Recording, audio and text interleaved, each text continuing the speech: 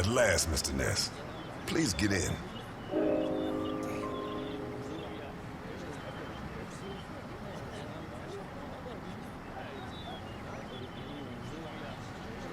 I could swear I've seen your face before. Sure. I'm the guy you served a slice of blueberry pie to 5 minutes ago. Thanks for remembering me. Please get in. I can't afford for you to catch a cold.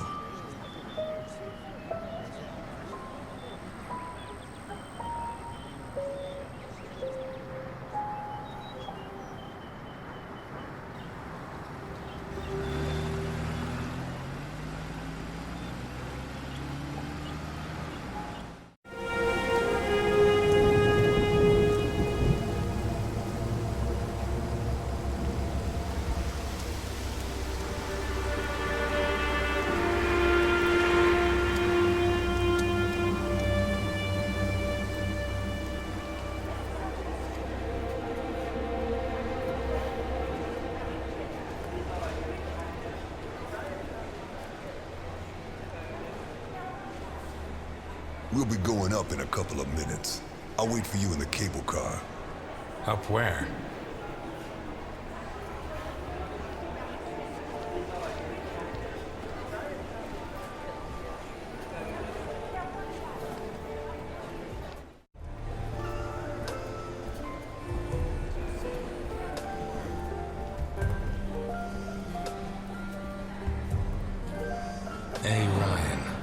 Ryan Hotels, the visionary who transformed the Hindenburg into the monument to aeronautical luxury it is today.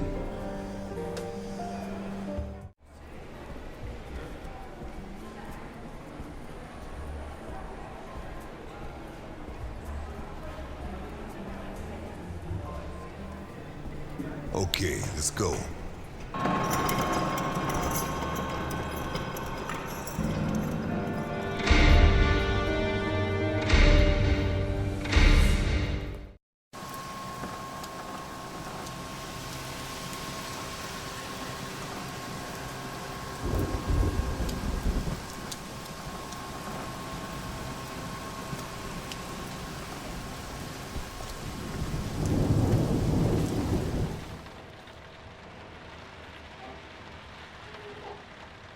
Scared of heights?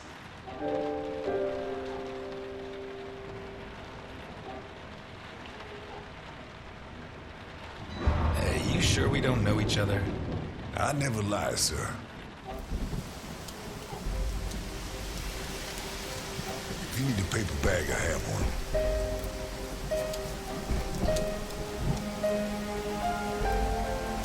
How high does this thing go? Higher than the clouds.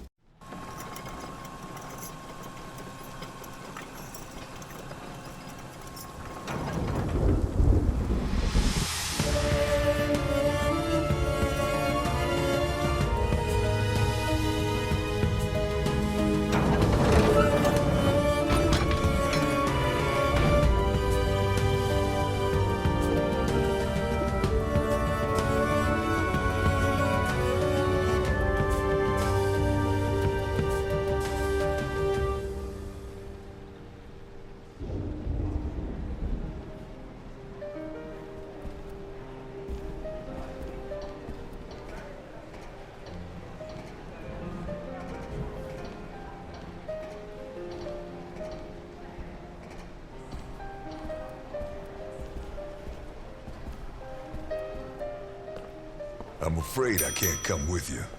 Thanks for the pie. But... Welcome to the Grand Hindenburg Hotel. My name is Susan, and I'm glad to be of service. Your name, please?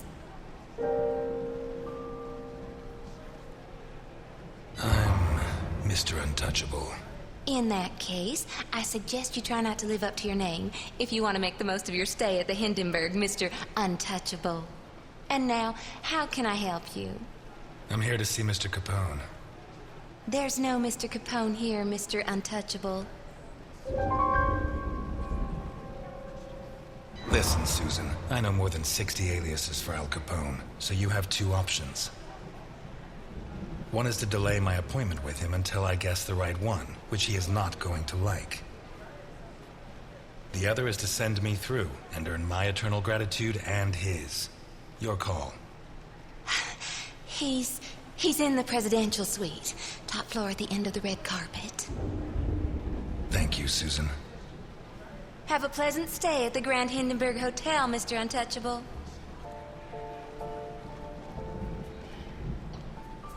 Your attention, please. The cable car to Santa Esperanza leaves in 3 minutes.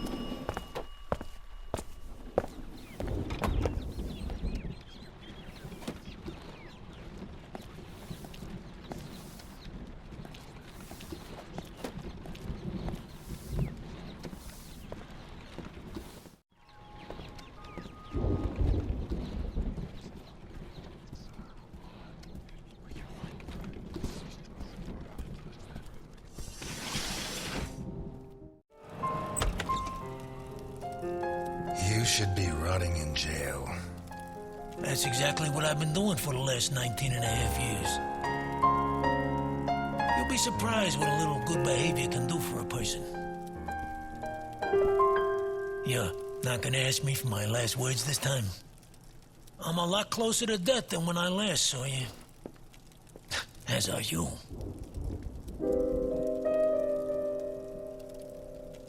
Not close enough. Hmm? Close enough for who?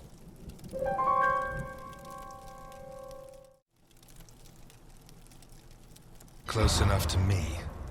Why do you think I came? Look, I didn't ask you here to find out who's got the snappiest comebacks. I want to hire you. What? I require your services as a detective.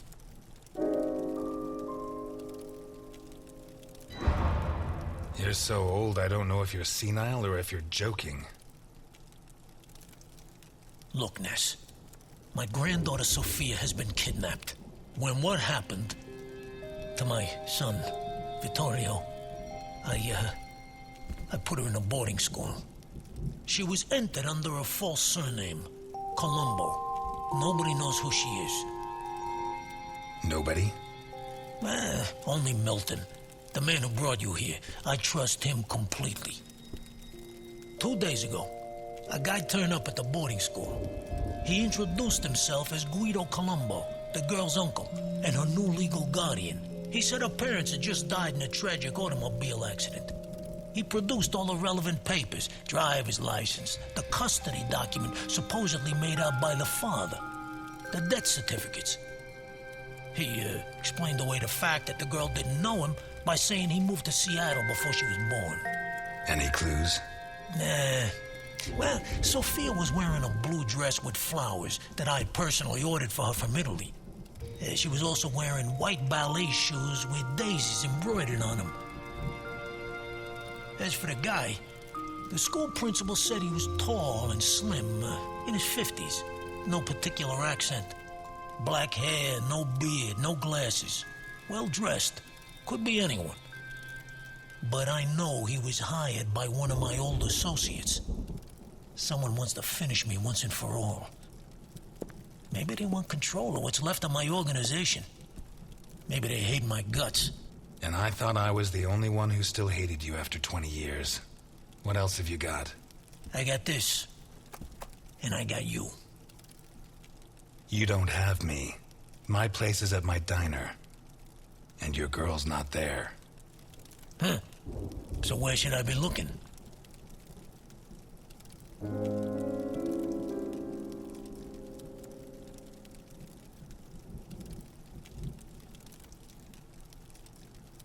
I'm not a cop anymore. Call the station. The station. Are you serious? The cops are rotten to the core. I should know. I helped make them that way. So why me? 20 years ago, I pushed you to the edge. I bought your friends and killed the ones who couldn't be bought. I got you so obsessed with me that your wife ended up leaving you. When you had nothing left, you walked into my house, shot my bodyguards, and pointed a gun at me. You could have killed me. But you chose to restrain yourself. You even gave my son a lecture on ethics. You're the only honest man I know.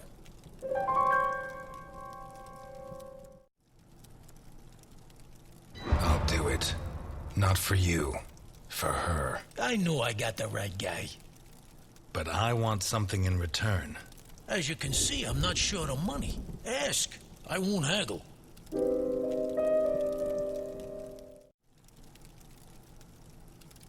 You confess to any crime you like and go back to jail forever. That won't be difficult. Since I got out of jail yesterday, I've committed a few. I don't give a damn what happens to me, Ness. You just saved Sophia. And you can start by investigating Carlo Boccherini. How did you know? Biggest forger in Santa Esperanza. Wouldn't surprise me if Sophia's so-called uncle's papers were made by him. Besides, he's been cursing your name ever since we put you in jail. Hey, I treated him like a son. After you killed his parents. They were selling booze without my permission. Wait, you know where to find them? I have a good contact at the station. A girl. Rookie. Straight arrow. Reliable. A girl? You saying you trust her? You are such a chauvinist. Do you trust me? Deal?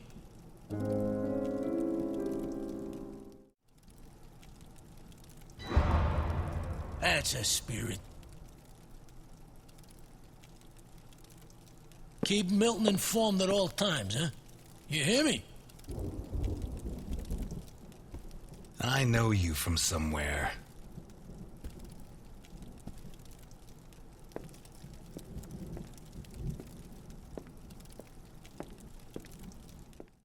You're not gonna ask me for my last words? You should be running. I'm never going to help you. Why me? I'm not asking you to help me. I'm not a cop anymore. I'll do it. Not for you. For her.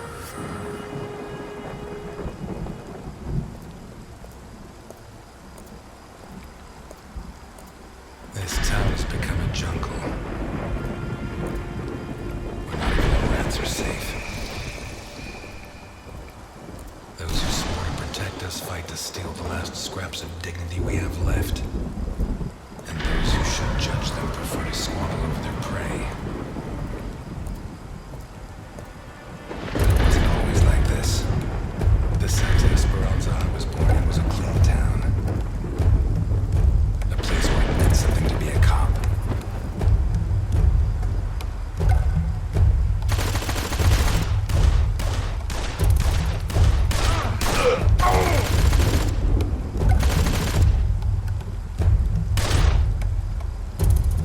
Until he arrived.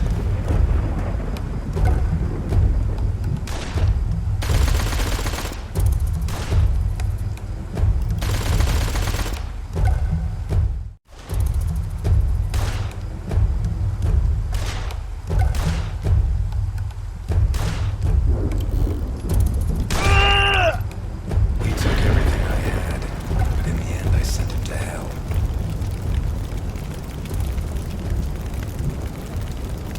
Rebuilt my life. Got my feet back on the ground. But now he's back, and he's dragged me in.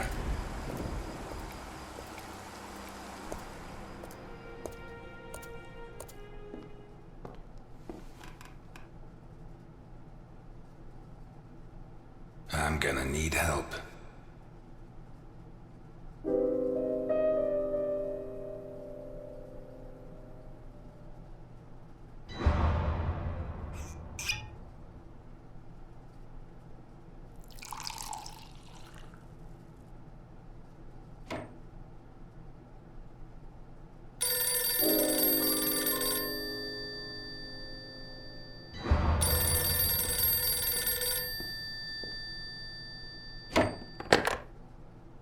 Ness. Eliot, I found Carlo Boccarini. I knew you would, Alice. Write this down. 31 Wicker Avenue in Lakeview. Thanks. Nice work. Eliot, what do you want with him? He's got a hell of a file.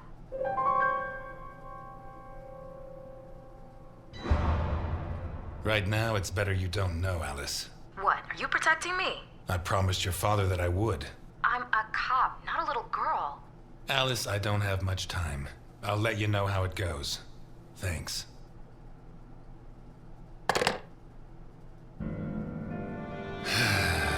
Tomorrow's going to be a long, long day.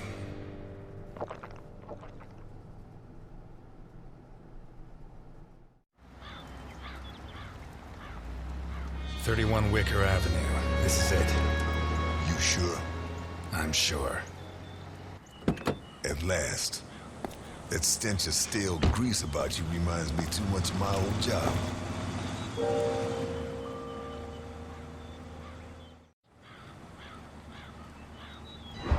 You worked as a waiter?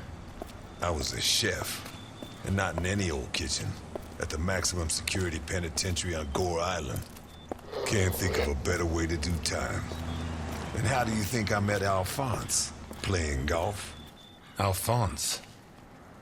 On the subject of cooking, I know your blueberry pie had an extra something. I still don't know what. Alphonse? So what now? You got a plan? Take a look around, in case there's a rear exit. I'll take the main door. My pleasure.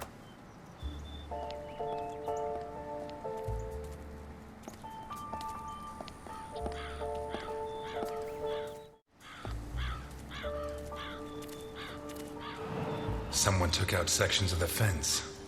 Odd.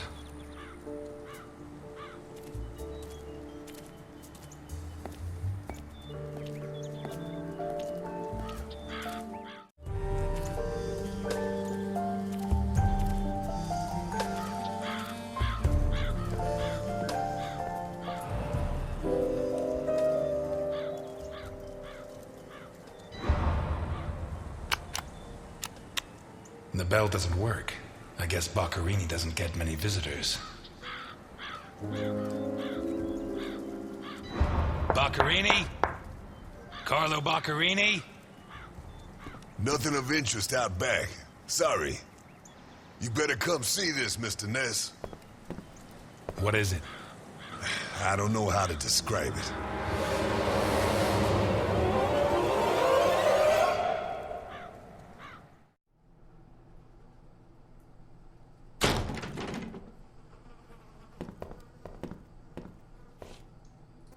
Is that our man? Boccarini. My God. We have to find out who did this, and why. Let's go. You're the detective, Mr. Ness. Besides, Alphonse will want to see this. I'll be right back. All right. I have to establish how Boccarini died. Maybe the body parts can shed some light on the motive.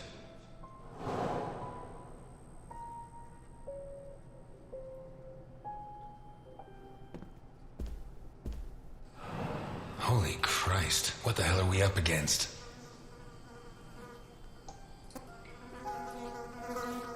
His eyes were pulled clean out of their sockets. Whoever did this, it wasn't their first time. And if they committed any other murders like this, it's likely that the police found some of the bodies. I must remember to ask Alice. His teeth were all pulled out before he was killed. The buildup of blood inside his mouth speaks for itself.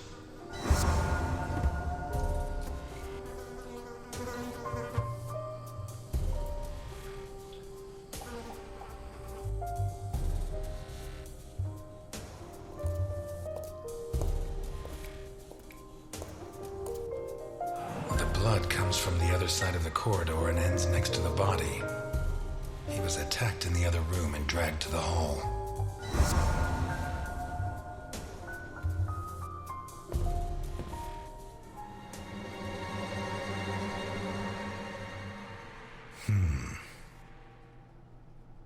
The The evidence suggests that the events began in the lounge.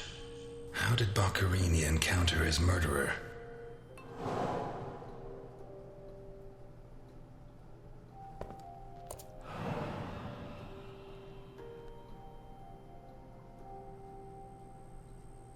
Whatever crushed the table must have been really heavy, or maybe it was thrown extremely hard.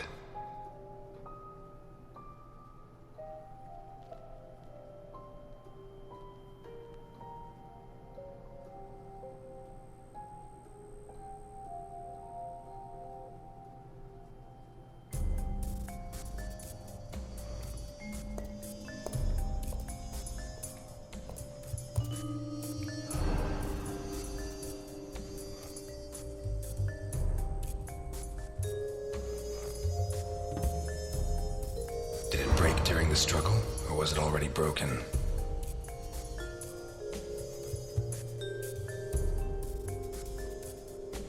What kind of person takes off a wristwatch without unfastening it? Or fastens the strap again after taking it off?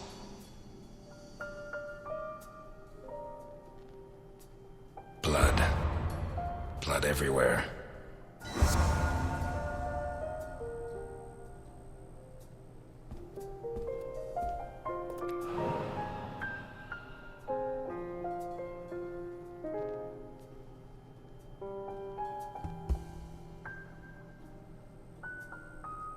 A perfectly circular dent, as if someone had tried to hammer in a gigantic bolt, around 4 inches in diameter.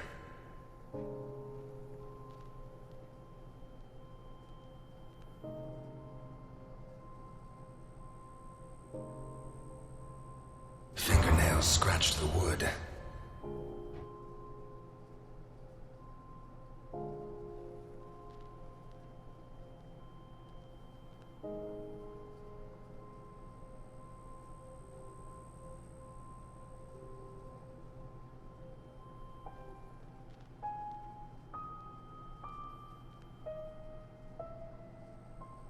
Blood ran like water.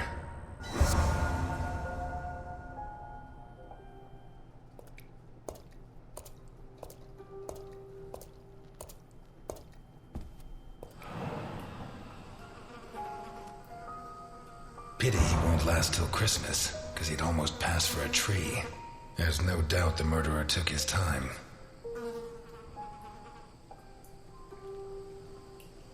This isn't a cut, it's a tear. His hands were ripped off. Who has that kind of strength?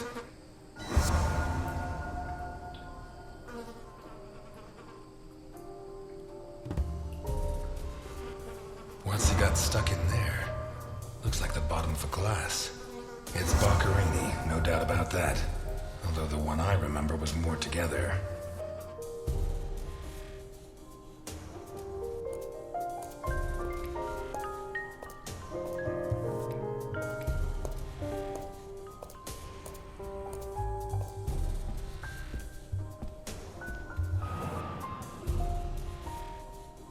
This was opened recently.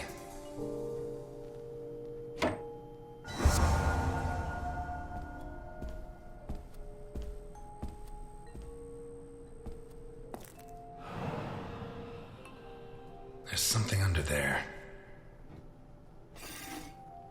How'd it wind up under there?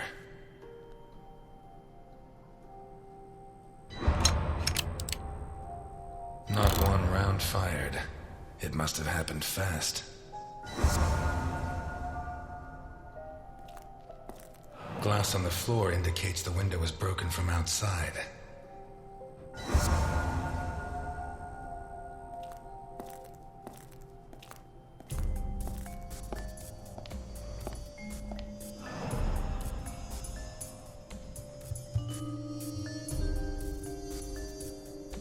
What is it with Italians and olives?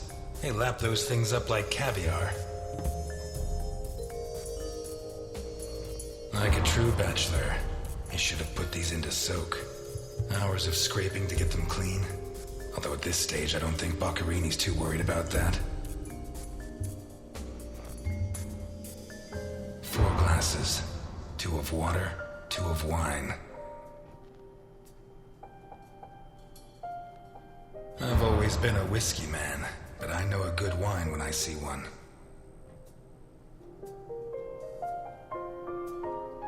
Leftover lasagna, and it looks good. Why is it that 2 out of 3 Italian gangsters are great cooks? I'll never understand what the deal is with them and cooking. The plates and the glasses leave no room for doubt. Boccherini had company for dinner.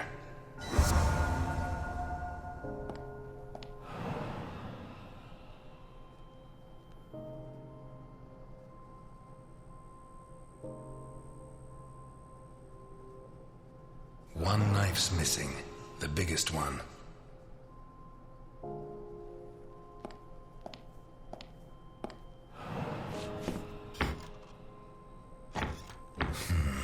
Shut from the inside.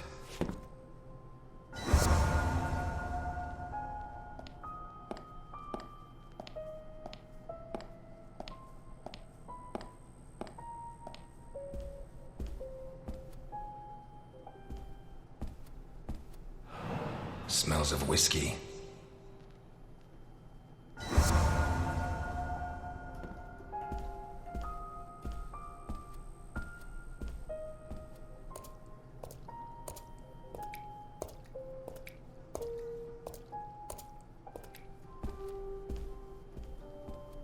Takes a strong man to tear that out, or several.